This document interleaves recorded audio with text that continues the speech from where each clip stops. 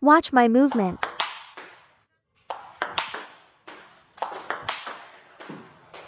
No forearm snap. Just from back to front. Now if I move upward from my backswing position.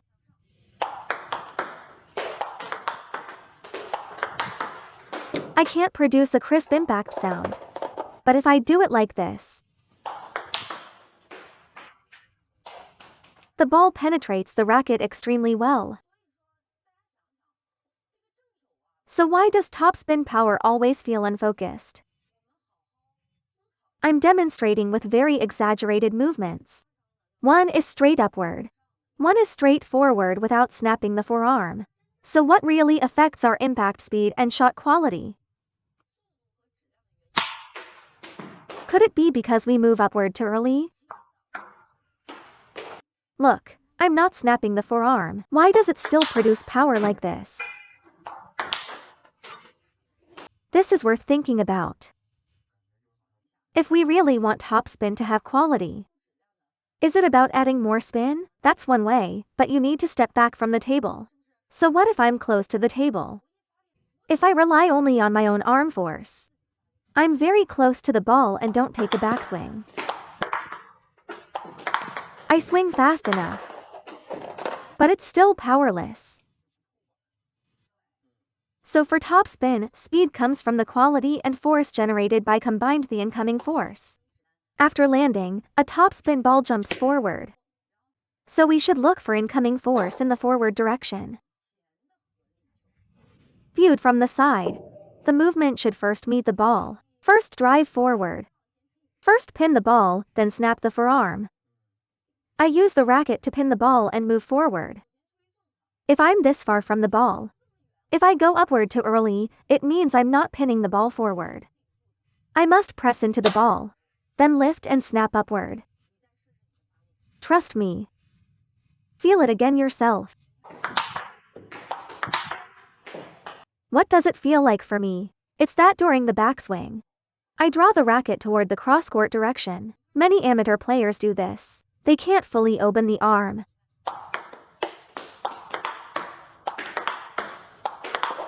So there's no space for impact. You can align the entire racket face and forearm toward the down the line direction. Then the moment you contact the ball, first drive, then snap. A perfect crosscourt shot. If your preparation already points crosscourt, look.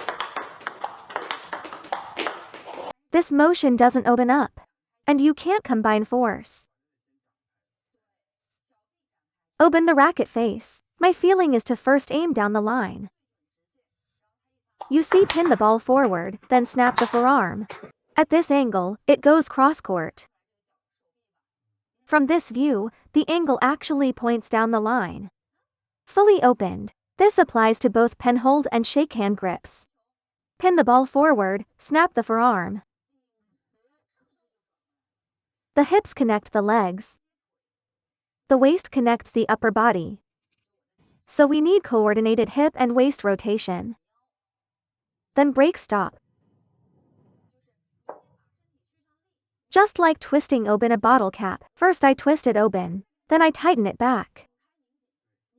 You can do it using just the arm. But that power, compared to opening the body and then applying force, the difference is like a girl's power versus a boy's power. So the body-driven motion is very important. How does my hand get to the side? It's not by pulling the arm back. It's through body rotation. That places my hand to the side. I swing the body out, and the hand returns in front of me. As for the hand movement, its force direction is only being guided. For example, downward or backward. All of it is driven by the body. The hand is only responsible for fine technical control. So after we twist the body and load it up, next we need to drive the body forward, not rotating from right to left, but rotating from the right toward the front.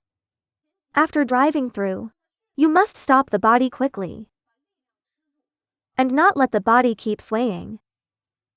so the right shoulder and right hip, at the moment of preparation, are facing sideways.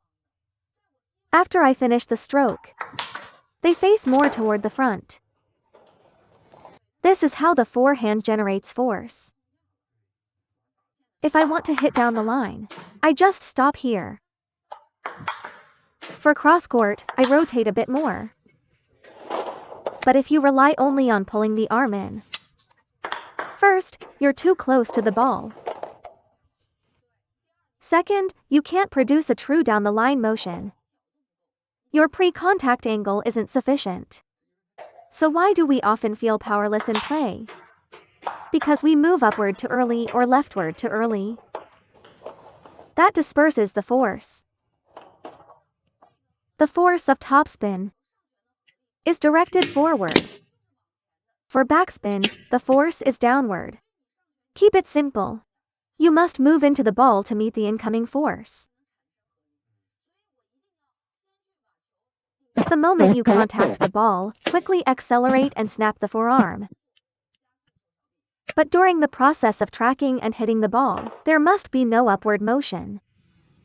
Otherwise the force is broken down. Exaggerating it, the contact feeling should be moving into the ball. Let's break it down. You can't do this after the ball comes. That eliminates forward force. The ball can only travel upward in an arc. If I move forward first, then at the moment of contact, snapping the arm can naturally produce quality. When I speed it up, the ball quality comes out. During the backswing, I start locating the contact point. Then I begin to swing forward. After the swing, I drive forward a bit more. Once I drive into it, I accelerate and snap the arm. This force is not mine alone, it's the incoming force. I'll exaggerate it and break the motion down. The correct motion is smaller, but the process is the same. That's how it's completed, just with a reduced motion. It's done continuously. People think the forearm snaps in same place. I think topspin is actually simpler. Because with backspin, you must first make solid frictional contact and only then generate spin. So for topspin it's, first drive into the ball, second snap the forearm. This kind of power doesn't depend on age, gender. Whoever creates this force has greater power and higher speed. It is the highest level of force. Arm-only force is elementary. Body-driven force is intermediate.